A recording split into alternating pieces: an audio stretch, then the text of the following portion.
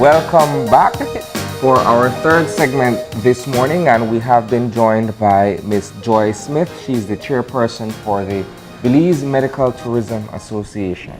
Good morning, Joy. Good morning. And I get so excited. We were talking earlier on the couch, and I was telling you how I teach history, and I talk about the history of medical tourism across the Caribbean. So it's going to be really interesting to find out about what the association is doing and how it started. So you can start with that. Well, in 2012, there was a consultant that came to Belize. His name was Massimo Manzi. Okay. And he came to us inform the stakeholders of medical tourism, how viable the industry is and how it could be applied to Belize. It's well known that medical tourism does happen. It happens everywhere, and it has been happening in Belize for a very long time. It's just the association's goal now, or when it was first created in 2013, was to make it more structured, have it organized, be able to have the numbers that show the viability of the product. Medical tourism is a viable product off of your tourism product that we have. And the association started with that in mind. There was a lot of feedback from the consultation in 2012. And Dr. Koi, Dr. Cervantes, Dr. Usher, Dr. Ramos, all of those gentlemen, they got together and made the association, Mr. Baptist.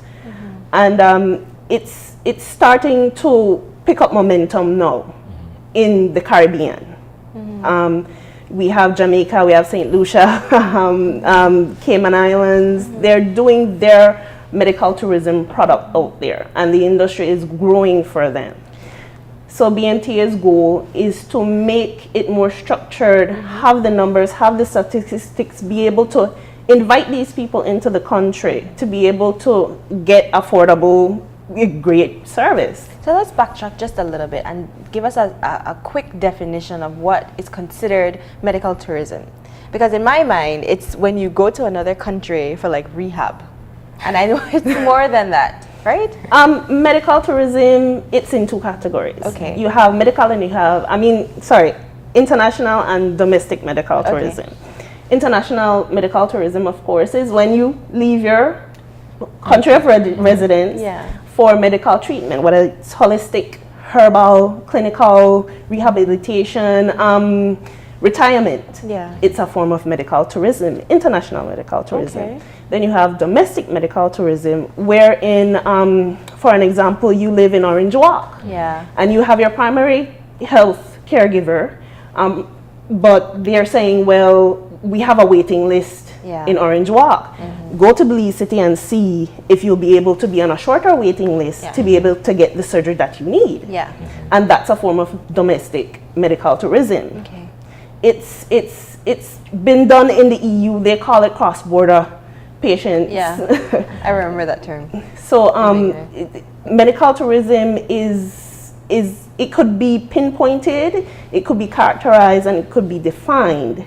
But the whole point of it is knowing when to define it as medical tourism. We have the tourism industry, which is a big product in Belize. And we hear the more serious issues of when tourists get hurt. But you have tourists that get sick, just like everybody else, and they're here on vacation. When they go to the hospital, that's a form of medical tourism for them because they have their insurance that they need to inform if they get sick. They have all their service providers in wherever they live that they need to report that, hey, I got sick, I got injured, and this is some kind of paperwork to show that I got care, so that their primary caregiver and wherever they are can finish from where they left off. And have a history of that. Yes. Now, when you look at what is being offered as part of the medical tourism product, what are we looking at? What are some of the more specific areas where tourists or people visiting Belize can access services and those services being provided? It goes from the minimal to basic dental care, eye care, to liposuction, facelifts, plastic surgery, dermatology, neurosurgery, and it goes on into those more serious cases where you really do need another doctor's referral on the background of the patient. Like oncology and Yes. cancer. And you have ENT, ears, nose, and throat. Yeah. So those are the things and those are the services that Belize could offer to medical tourists. Okay. Isn't it arguable, and I don't want to play devil's advocate deliberately. Oh, please but do.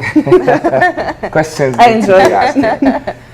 Isn't it arguable that one can say, well, I am leaving, for instance, a first world country, and I'm going on vacation in a developing country such as Belize, but when I look at the advancements in medical technology, say for instance in the United States, versus what can be offered in Belize, wouldn't it be seen as, you know, I'm stepping back as opposed to being able to access some of the services that are already either up to date or somewhat futuristic in my own home country?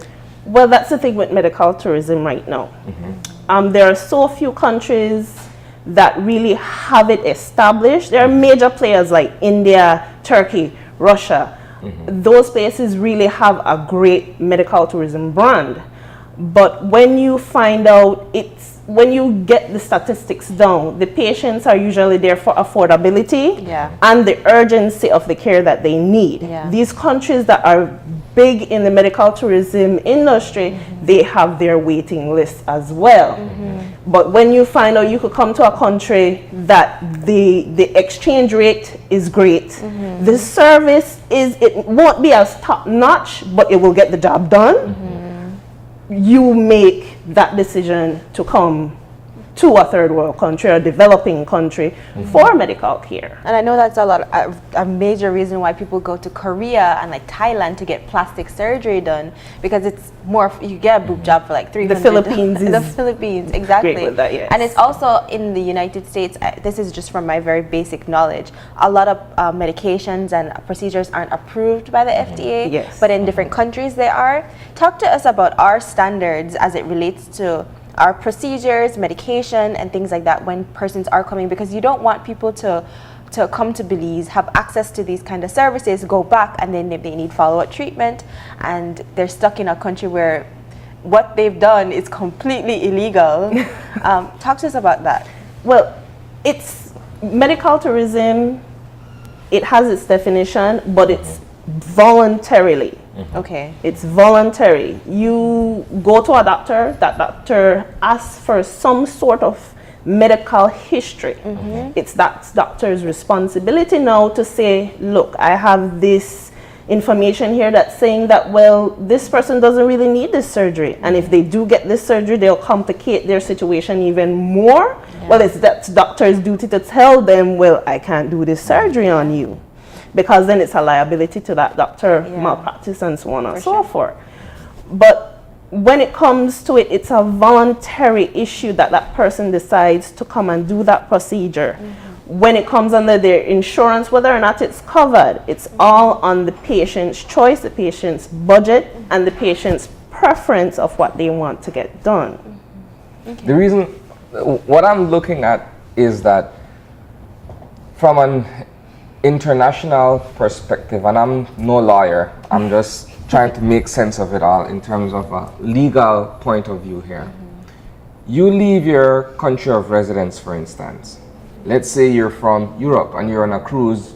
You got on the cruise ship in Miami. You are passing through Belize. You stop in, you take a cosmetic surgery, for instance, and you find out that when you get back to Europe, you're experiencing certain complications. There isn't, from where I'm looking at, I don't know that there is a recourse to be taken, either based on something that the surgeon may not have done or what have you. You're now several countries away, several legal jurisdictions away. It would seem almost impossible for you to say, well, you know what? I will hold that doctor accountable for messing my face up or for giving me too much medicine or what have you. How do you deal with that kind of a situation? The legalities of medical tourism, that's why we have associations like the one I'm a part of, the Medical Tourism Association, which was born in Florida.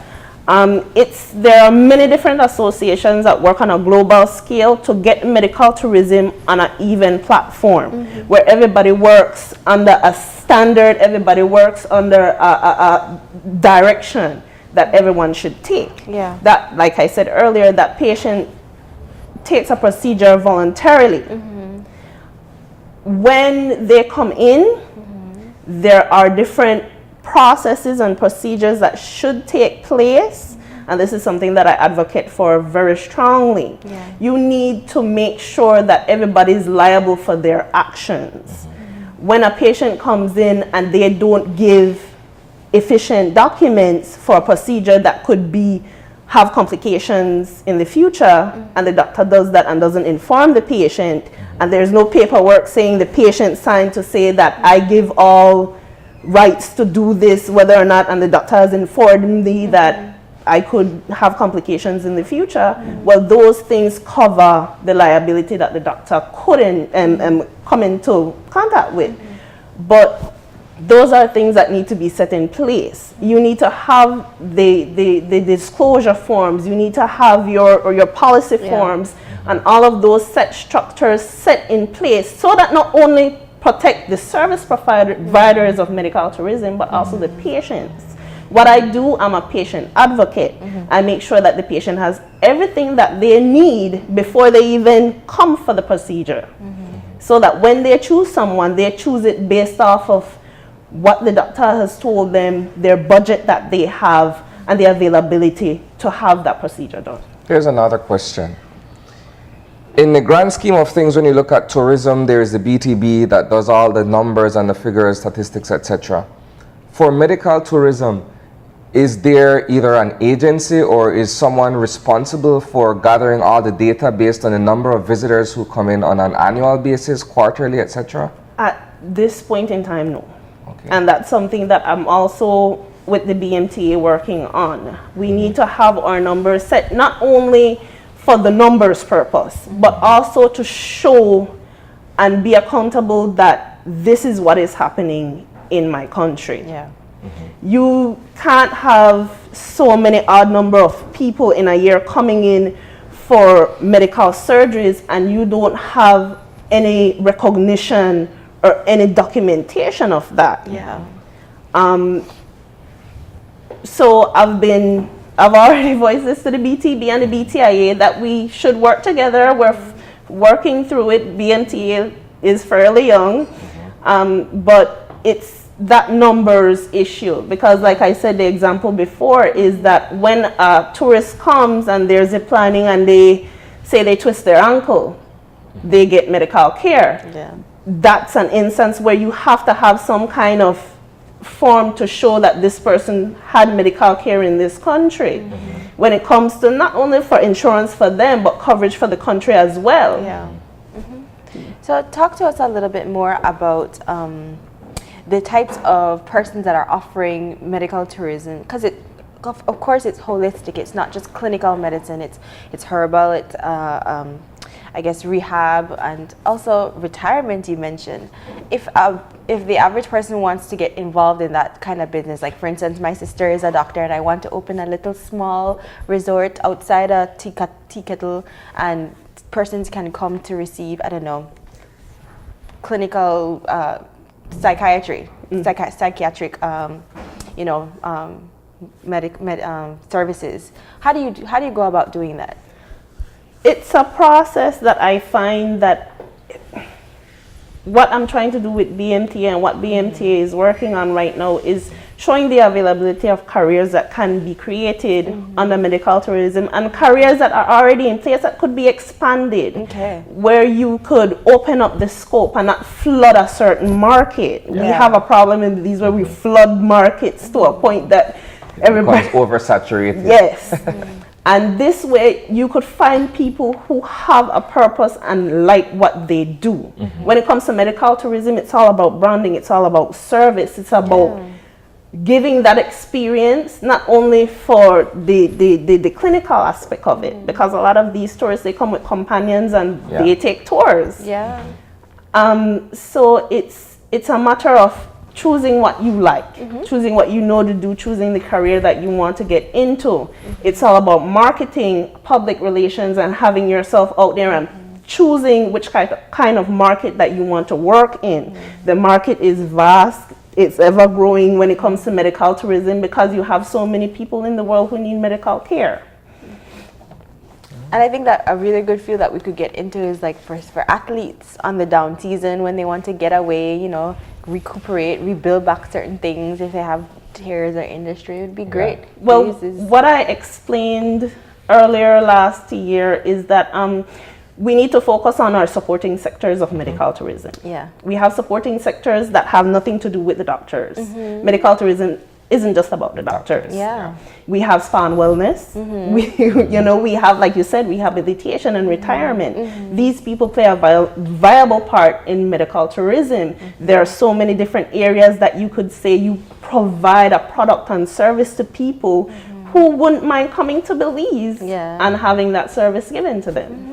When you look at certain things like people who are trying to rehabilitate themselves, for instance, if you took the surgery abroad in your home country, but you would want to be able to recover while you're in Belize, you could come and do the spa treatment, different stuff that allows you to be able to come back whole, so to speak. And that has nothing to do with the surgery having been done in the United States, for You're talking about the aftercare. And that's another career portal that could be open because you do have that aftercare. You have physiotherapists, like you said, for athletes. You have that market open for athletes where you don't necessarily have to do the surgery to help them with whatever injury they have, but the rehabilitation and aftercare process, physiotherapy, and getting back that strength in whatever it may be that they have. And even body conditioning. Yes. I think that'd be great. Well, this has been a really great conversation. Could you tell us a little bit about where we can find more information about BMTA and how persons can be involved in the association? Well, BMTA, we're working closely with the BCSP, the Belize Coalition of Service Providers, and they're helping us out a lot. If you need to get in contact with BMTA, you could go straight to BCSP. Miss Melanie Ely, she's great. She's been a great supporter of the BMTA from its inception. You could also go on the website, just type in BMTA Belize, and you'll come up to the website. It needs to be a bit updated, but it has the information on the basis of what BMTA stands for. And you could also join us on the join-in page. And it's very good to get people involved, and we really want members to come in. The more members we have, the more we could set a standard of service. When we have less people working towards a goal, it's more of a uphill climb. But when we have a lot of people coming together saying this is the standard that we will provide, these are the level of service and care, customer service and all of that entailed, then it works better to give a more viable product. Okay, sounds good. Well, thank you, Ms. Joyce Smith, for joining us for this conversation about medical tourism. I think it's been very informative. Yes, I love that a lot of the themes today is about development of Belize. So it was really good to have you here, Joy. Thank you for having me. So we are going to take a really quick break, and when we come back, we're going to have our wrap up. So stay tuned.